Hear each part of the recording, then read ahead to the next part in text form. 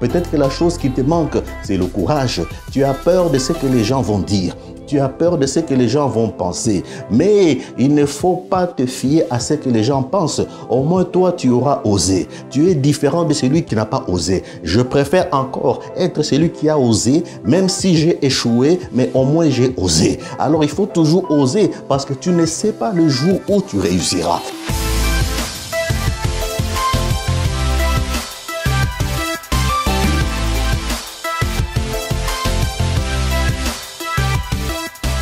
C'est avec un réel plaisir de vous retrouver encore une fois de plus pour notre 8e session de Nawezi Podcast. Je tiens à vous remercier parce que vous êtes réellement nombreux à suivre ces messages. Et je prie que le Seigneur puisse vous visiter, puisse vous toucher, puisse vous faire du bien, que ces messages puissent vous aider à déménager, à changer de niveau, à affronter chaque défi de votre vie, que vous puissiez réussir dans tous les domaines. C'est le but de la bonne nouvelle. Voilà pourquoi l'apôtre Paul dit dans le livre de Romains au 1er chapitre, au verset 16, « Je n'ai pas honte de l'évangile, parce que dans l'évangile elle-même, il se trouve une puissance. Et cette puissance, elle est là pour le salut, elle est là pour sauver. Donc, la bonne nouvelle du royaume doit être prêchée. C'est pourquoi je la prêche avec assurance et je la prêche sans honte. Pourquoi? Parce que je sais qu'en elle, la personne qui la reçoit, la personne qui la met en pratique, la personne qui saisit chacune des paroles qui est prononcée à travers ces messages, sa vie ne sera plus jamais pareille. Voilà pourquoi je vous invite à partager cela avec vos familles, avec vos amis, avec votre entourage, afin que eux aussi soient bénis. Dans toute la francophonie, puisque nous le faisons en français, donc que la francophonie tout entière écoute ce message, écoute ces paroles, la parole divine, parce que c'est la parole qui guérit, c'est la parole qui libère, c'est la parole qui fortifie. La Bible dit que l'Éternel soutient toutes choses par sa parole puissante. Il soutient le monde par la parole. Il soutient l'univers par la parole. Il soutient nos vies par la parole. Il soutient les activités que nous entreprenons par la parole. Il soutient notre futur, notre avenir par sa parole. La Bible dit que dans la détresse, ils ont crié à Dieu. Mais Dieu n'est pas descendu revêtu d'une soutane rouge en criant « Voici, je suis l'Éternel Dieu ». Non, il a simplement envoyé sa parole. Quand Dieu veut intervenir dans la vie des enfants ici sur la terre, le Seigneur envoie toujours sa parole parce qu'il est dans sa parole, parce qu'il est la parole. Le monde que nous voyons a été créé par la parole. Donc c'est pour cette raison que je vous invite à vous connecter sur notre podcast YouTube, Nawezi Podcast. Abonnez-vous afin que vous soyez réellement changés et transformés. De la même façon que nos frères et sœurs de la ville de Saint-Jérôme, où est basée notre église, sont bénis, que vous aussi, sur les réseaux sociaux, vous soyez réellement bénis et transformés. Parce que la parole de Dieu ne peut pas être contenue simplement dans une boîte, mais la parole doit être diffusée jusqu'aux extrémités de la terre. Alors, je vous salue et nous allons automatiquement et directement plonger dans notre message qui est le confiné mais devant Dieu. Oui, nous sommes confinés dans un temps comme celui-ci. Le monde entier vit dans un système de confinement total. Les gens sont dans leur maison, les entreprises ont fermé, les sociétés ont fermé, toutes les activités économiques, politiques sont totalement paralysées, bouleversées à cause de la situation environnementale qui prévaut sur la terre aujourd'hui. Mais la bonne nouvelle pour nous les enfants de Dieu, quand nous sommes confinés, nous restons toujours devant Dieu. C'est une occasion, c'est une opportunité que Dieu donne à ses enfants. Où que vous soyez ici en Amérique du Nord, ou que vous soyez en Amérique du Sud, que vous vous trouviez en Europe, en Asie, en Afrique, quel que soit l'endroit géographique où vous êtes situé, c'est une opportunité formidable que Dieu donne à son Église de se retrouver devant lui. Nous sommes confinés, mais nous sommes confinés devant Dieu.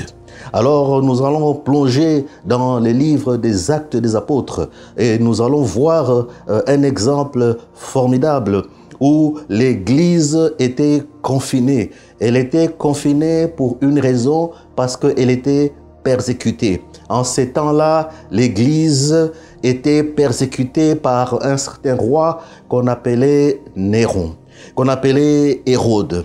Donc, le roi Hérode a persécuter l'Église du Christ. L'Église était totalement confinée. On le voit dans le livre des Actes au chapitre 12. Nous allons prendre le premier verset jusqu'au 3e verset. La Bible dit: vers la même époque, le roi Hérode se mit à maltraiter quelques membres de l'Église. Donc, lui, il a pris son plaisir à maltraiter. Je ne dis pas que l'Église est en train de vivre une maltraitance, mais l'Église est simplement confinée à cause d'un virus, à cause d'une pandémie, à cause d'une situation sanitaire. Donc, dans ce temps comme celui-ci, donc à leur époque, l'Église était maltraitée. Les membres de l'Église étaient maltraités. Alors le verset 2 me dit: il fit tuer par l'épée. Il fit tuer par l'épée Jacques, le frère de Jean. Donc lui, il a pris plaisir à tuer les membres de l'Église, à tuer les enfants de Dieu, à tuer ceux qui annonçaient la bonne nouvelle, à tuer ceux qui marchaient comme Christ. Le verset 3 me dit: quand il s'aperçut que cela plaisait aux Juifs, c'est-à-dire les pharisiens, les traditionalistes, les religieux, ça leur plaisait, il fit aussi arrêter Pierre. À cette époque-là, Pierre était comme le numéro 1. Pierre était comme le responsable. Pierre était comme le chef de toute l'Église. Souvenez-vous que lorsqu'ils étaient réunis 120 dans la chambre haute, quand le Seigneur a envoyé son esprit, c'est Pierre qui s'est levé, lui qui était timide, lui qui avait trahi le Seigneur. Il s'est levé et il a annoncé la bonne nouvelle. 3000 personnes se sont converties. Le lendemain, il a prêché, 5000 se sont convertis. Et au fur et à mesure, donc, le roi Hérode, pour maltraiter encore l'Église davantage, a tué Jacques, et pour continuer encore dans ses méfaits, pour continuer encore dans son forfait, il a décidé d'arrêter Pierre. C'est-à-dire de stopper l'élan de Pierre. Je ne sais pas qu'est-ce qui peut stopper ta vie. Je ne sais pas qu'est-ce qui t'a arrêté dans ton progrès. Je ne sais pas qu'est-ce qui t'a arrêté dans ta situation. Je ne sais pas qu'est-ce qui t'a arrêté économiquement. Je ne sais pas ce qui t'a arrêté financièrement.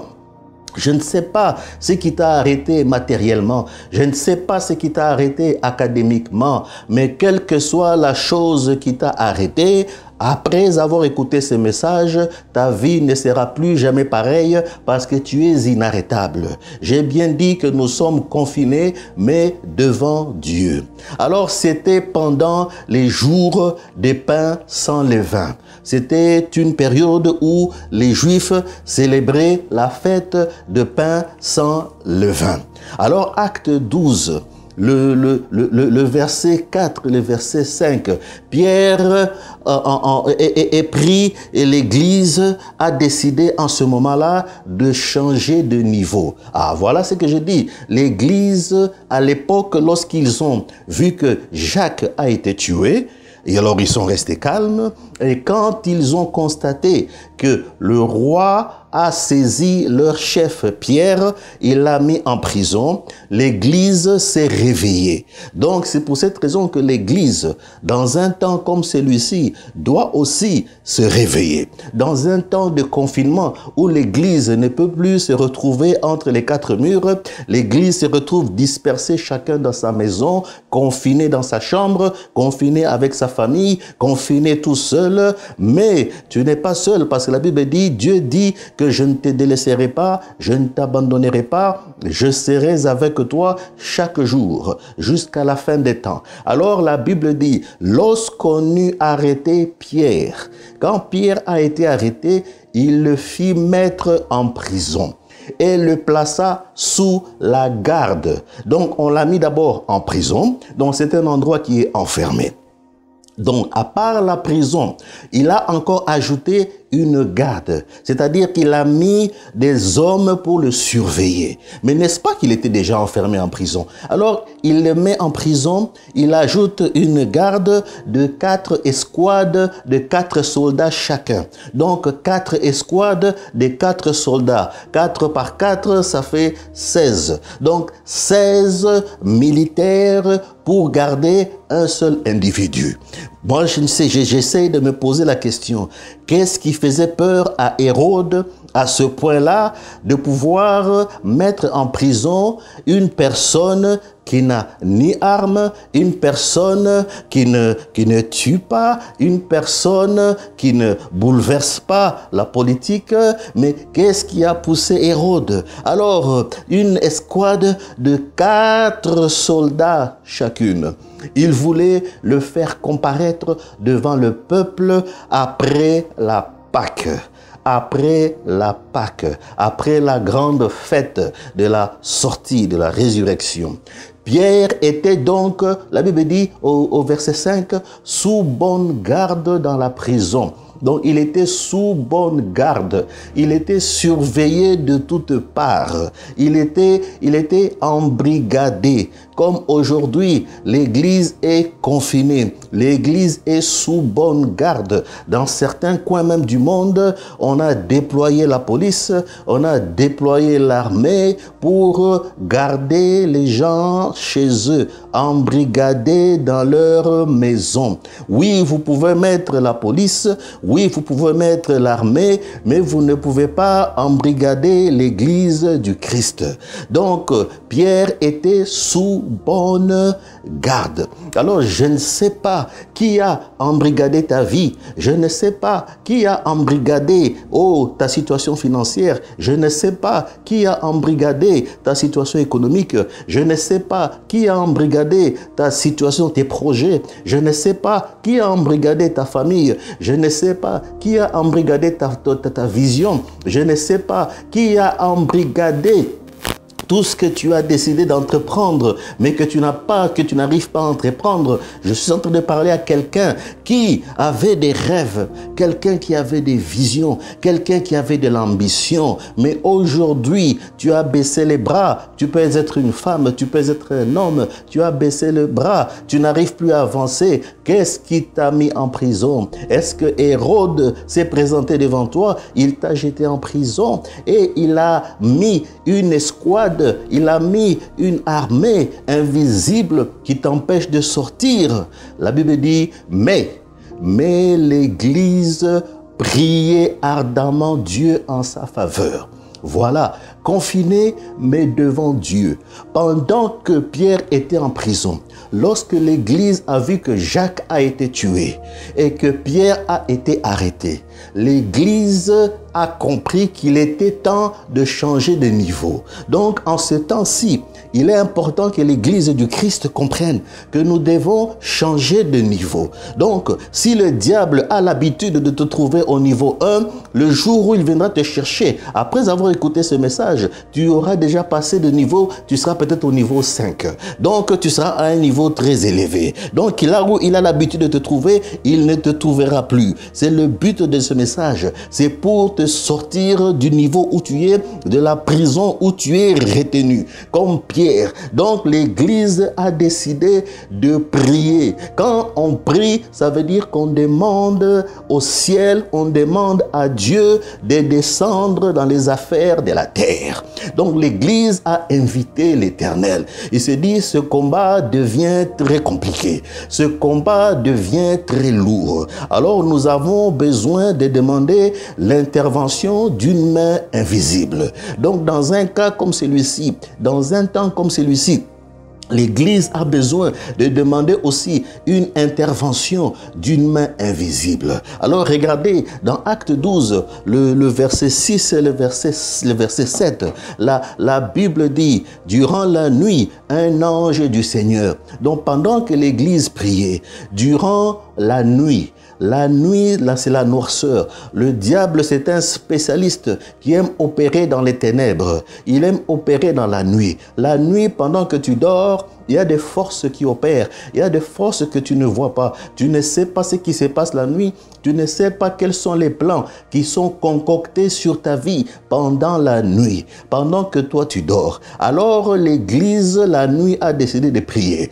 Pendant qu'elle priait, la nuit qui précédait le jour, Hérode allait faire comparaître Pierre, attaché avec 2 chaînes. Donc Pierre était attaché avec 2 chaînes. À part le fait qu'il était en prison, à part le fait qu'on a mis l'escouade de 4 militaires, une escouade de 4 militaires, il avait aussi des chaînes. Il avait des chaînes. Il dormait entre 2 soldats. Des sentinelles postées devant la porte gardaient sa prison. Soudain, la Bible dit soudain, un ange du Seigneur survint et une lumière resplendit dans la cellule. Alors pendant que je parle, que l'ange de Dieu entre dans ta prison, entre dans la prison de ta vie, l'endroit où tu es embrigadé, l'endroit où tu es enfermé, que la lumière de la parole du Christ rentre là où ta situation se trouve, là où ta situation a été bloquée, là où on a dit que tu ne pourras plus avancer, là où on a dit que tu ne pourras pas prospérer, là où on a dit que tu ne pourras pas réussir. Alors la parole de Dieu rentre. J'envoie la parole en tant que serviteur de Dieu, que la parole du Christ, toi qui me suis, toi qui m'écoutes, où que tu sois, quel que soit le coin du monde où tu te trouves en cet instant, pendant que tu écoutes cette parole, la parole de Dieu vient te visiter parce que c'est une arme puissante. Elle n'est pas limitée par le temps, elle n'est pas limitée par l'espace, elle n'est pas limitée par l'Internet, elle n'est pas limitée par le réseau, elle n'est pas limitée en écoutant simplement cette parole. La parole vient te chercher là où tu as été enfermé. Alors il était lié, dormait entre 2 soldats. Des sentinelles postées devant la porte gardaient la prison. Soudain, un ange du Seigneur. Vous voyez, c'est un seul ange. Dieu n'a pas le temps d'envoyer 10 000 anges. Il envoie simplement un seul ange, l'ange du Seigneur, survint et une lumière resplendit dans la cellule. L'ange réveilla Pierre. Il dit, Pierre, réveille-toi, comme la Bible dit, réveille-toi, toi qui dors. Si tu étais dans un sommeil spirituel, ce message est pour te réveiller. Réveille-toi, toi qui dors, toi qui s'est endormi sur tes 2 oreilles, tu t'es endormi sur tes lauriers. Réveille-toi, réveille-toi. Le Seigneur te dit, réveille-toi. Dans un temps de confinement comme celui-ci, réveille-toi, mon ami, réveille-toi. Les temps sont cruciaux, les temps sont mauvais. Il est temps que tu te réveilles dans ta situation, que tu te réveilles, que cette parole, je suis comme un ange de Dieu envoyé pour toi. Réveille-toi, réveille-toi, en le frappant du côté et lui dit, lève-toi. Les chaînes tombèrent de ses mains. Au moment où je déclare cette parole, au nom puissant de Jésus, que les chaînes tombent tombent, les chaînes qui avaient lié tes mains pour faire les affaires, pour faire le business, oh, pour être économiste, pour avancer dans la vie. Oh, toutes ces chaînes, que les chaînes tombent, que la parole de Dieu qui rentre dans ta maison, qui rentre dans ton téléphone, dans ton iPad, dans ta chambre, là où tu suis ce message, même dans ta voiture, même dans le travail, même dans le métro, même avec tes écouteurs lorsque tu écoutes, que cette parole aille briser toutes les chaînes au nom puissant de Jésus, parce que la parole, elle est la lumière. Pendant que l'Église priait pour Pierre. Alors regardez ce que Apocalypse 19 et Apocalypse 22 nous disent. Je veux prendre Apocalypse 19, le verset 10. Les anges de Dieu sont nos compagnons de service. C'est ce que la Bible dit. Alors, je tombais à ses pieds. C'est l'apôtre Jean qui parle. Lorsqu'il a vu l'ange de Dieu, il dit, il était sur une île qui s'appelle Patmos. Il dit, je tombais à ses pieds pour l'adorer. Mais il me dit, l'ange me dit quelque chose. Garde-toi bien de le faire. N'ose pas te prosterner devant moi. N'ose pas m'adorer. Je suis ton compagnon de service. Donc, dans la mission que Dieu nous a donnée sur la terre, nous ne sommes pas seuls. Dieu nous a donné des compagnons. Nous avons des compagnons de service. L'ange lui dit, je suis ton compagnon. Pendant que tu fais l'œuvre de Dieu, pendant que tu t'attaches à la parole de Dieu, pendant que tu sers Dieu, pendant que tu appliques la parole de Dieu, Dieu a mis à tes côtés des compagnons, les compagnons des services.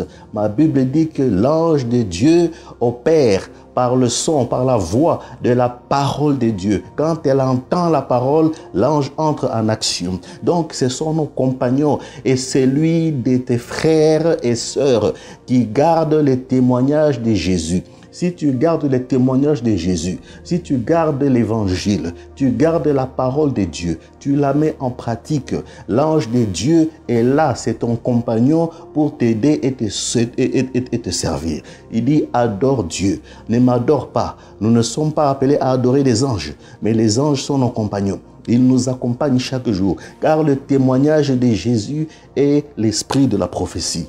22, chapitre Apocalypse 22, 29 dit la même chose. Mais il me dit, garde-toi bien de le faire. Je suis ton compagnon de service. C'est lui de tes frères, les prophètes. Même les hommes de Dieu, même les femmes de Dieu. L'ange de Dieu est toujours là. Il est écrit que l'ange de Dieu campe autour de celui qui craint son nom et il vient l'arracher du danger. Et de ceux qui gardent la parole de ses livres, adorent Dieu. Donc, il faut être parmi ceux qui gardent la parole de Dieu, qui la mettent en pratique. Pas seulement ceux qui l'écoutent. Oui, c'est bien d'écouter, mais c'est encore mieux de l'écouter et de marcher selon ce qu'elle dit, de croire dans les Écritures. Plus on applique la parole, plus on croit dans la parole, plus l'action angélique, elle est réelle. Les anges sont nos compagnons. Ils sont là de la même façon qu'ils ont été secourir Pierre dans la prière, dans la prison, pendant que l'Église priait. De la même façon, les anges opèrent pour nous. Alors si l'on revient dans Acte 12, le verset 8, l'ange donne à Pierre une révélation, un réma, une information. Le verset 8 et 9, c'est une information que l'ange donne. Parce que l'ange rentre dans la prison, il brise d'abord premièrement les chaînes qu'il est liées dans les mains, il apporte la lumière. Donc dans les ténèbres de la vie, l'ange amène la lumière. Alors, il lui donne une révélation. Il dit, allons, poursuivit l'ange, mets ta ceinture. La première information que l'ange donne à Pierre, c'est de mettre sa ceinture. Et la deuxième information, il dit, attache tes sandales. Et Pierre obéit. Maintenant, ajouta l'ange, mets ton manteau et suis-moi. Donc vous voyez que c'est trois informations que l'ange donne à Pierre avant de dire à Pierre de sortir. Ça veut dire qu'avant que tu ne puisses sortir de la prison dans laquelle tu te trouves, il y a trois préalables que tu dois mettre en pratique.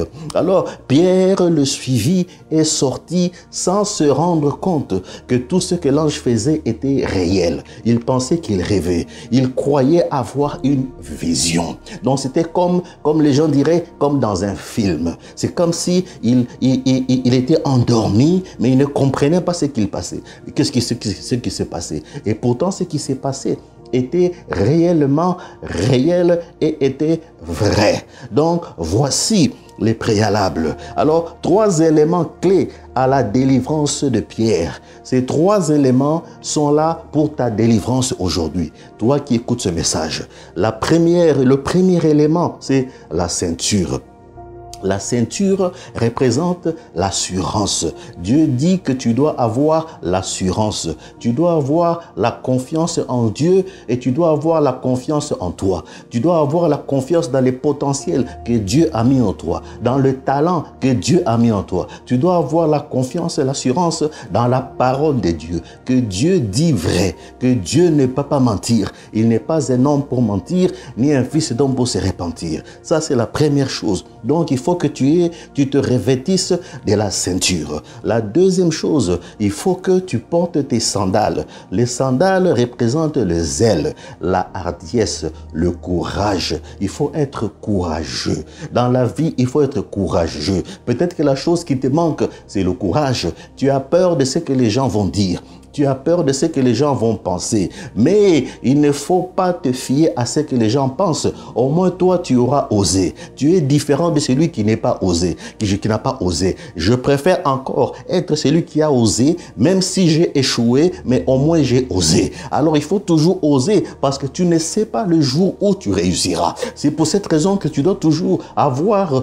les sandales aux pieds. Donc, tu dois avoir la ceinture qui est l'assurance et tu dois avoir les sandales. La troisième chose, tu dois avoir le manteau. Il dit, porte le manteau. Le manteau représente l'autorité. Tu dois opérer avec l'autorité du Christ.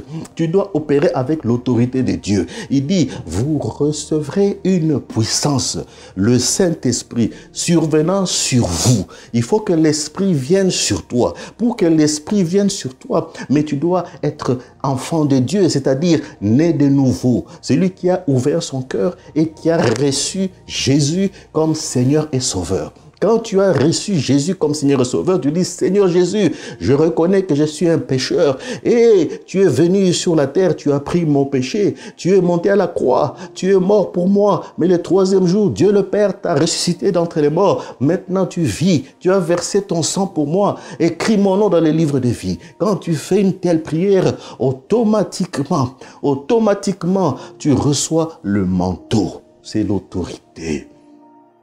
Nous avons besoin de la ceinture. Nous avons besoin des sandales. Nous avons besoin du manteau qui est l'autorité. Les trois doivent opérer sous l'obéissance. Parce que la Bible dit que Pierre obéit. Donc c'est l'obéissance. L'obéissance vaut mieux que les sacrifices. Bien souvent, nous faisons des sacrifices, mais nous ne sommes pas obéissants. Mais Dieu veut que, en dépit des sacrifices, mais que nous soyons encore mieux obéissants. Obéir à la voix de Dieu. Obéir à la parole de Dieu. Obéir aux directives de Dieu. Obéir aux instructions de Dieu. La parole, pendant que l'Église priait, la parole a été envoyée dans la prison. L'ange a amené la parole à Pierre. La lumière est rentrée dans la prison. La lumière a brisé les chaînes. La lumière a réveillé Pierre. Mais l'ange lui a donné des instructions. Il dit, avant que tu ne sortes, ce sont les instructions que Dieu te donne. Avant que tu ne sortes de ta situation, tu dois revêtir la ceinture. Tu dois avoir les sandales et tu dois avoir le manteau. Les trois fonctionnent dans l'obéissance. l'obéissance, l'obéissance, l'obéissance à la parole, l'obéissance à ce que Dieu dit. Sans l'obéissance, on ne peut pas arriver à la réussite, on ne peut pas arriver au succès. Et l'obéissance amène la discipline. Quand on est discipliné, donc on devient disciple, comme Christ, disciple de Christ, parce que Christ était discipliné. Oh, il s'appliquait à obéir à la parole du Père. Donc nous aussi, nous sommes appelés à obéir à la parole. Alors, pendant ce temps, l'Église priait toujours. Donc vous voyez que c'est dans la nuit. Alors seulement, le acte 12, le verset 11 et 12, alors seulement, Pierre reprit ses esprits, se dit, ah, maintenant je le vois. Là, il est déjà sorti. Les portes de la prison se sont ouvertes. Il sort, il dit, ah, maintenant je le vois bien. C'est vrai, le Seigneur a envoyé son ange. Dieu a envoyé son ange. Je suis venu te dire que dans la situation dans laquelle tu te trouves, le Seigneur a envoyé son ange. Tu vas sortir de cette situation. Même si tu es hospitalisé, même si tu es alité, je ne sais pas dans quel hôpital. Ah, juste un bref témoignage. Moi qui vous parle, j'ai déjà été alité pendant 45 jours dans un grand hôpital en 1997 ici à Montréal. Mais la parole de Dieu qui a été prononcée, la parole est venue me faire sortir de là. Donc je comprends, je sais cela. Donc je sais que même si tu es à l'hôpital, la parole elle est capable de rentrer dans l'hôpital, de rentrer dans ta chambre et de te faire sortir. Même si tu es alité dans ta maison, pendant que tu écoutes ce message, l'ange de Dieu opère, il est en action, il vient dans ta maison et vient te faire sortir. Alors son ange m'a délivré des mains d'Hérode et de tout le mal que voulait me faire le peuple juif, tout le mal qu'on voulait me faire, tout le mal que l'ennemi voulait me faire, tous les plans de l'ennemi, tous les desseins que le diable voulait faire, tous les coronas qui sont en train de frapper aujourd'hui. Le Seigneur m'a délivré de tout le mal. Après réflexion, il s'est rendu à la maison de Marie, la mère de Jean, appelée aussi Marc, un assez grand nombre de frères, entre parenthèses, et de sœurs, des frères et des sœurs s'y étaient réunis. Ils étaient réunis pourquoi? Ils étaient réunis pour prier. Pour prier. Confinés, mais devant Dieu. Confinés, mais devant Dieu. Ils étaient confinés dans la maison de Marie, mais ils étaient en train de prier. Pendant qu'ils priaient, Dieu a opéré un miracle pour Pierre qui était en prison. Donc, ce message vient pendant que toi, tu es confiné.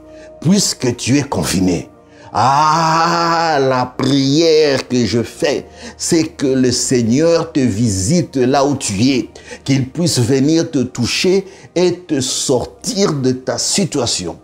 Après ce temps de confinement, de grandes choses vont se manifester parce qu'il est temps que tu prennes des grandes décisions pour toi-même.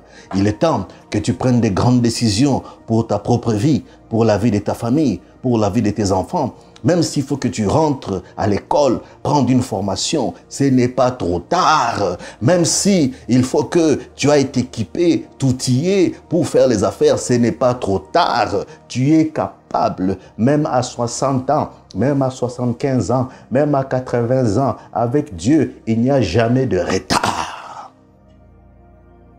Ce message, c'est pour t'encourager que tu es confiné. L'Église est confinée.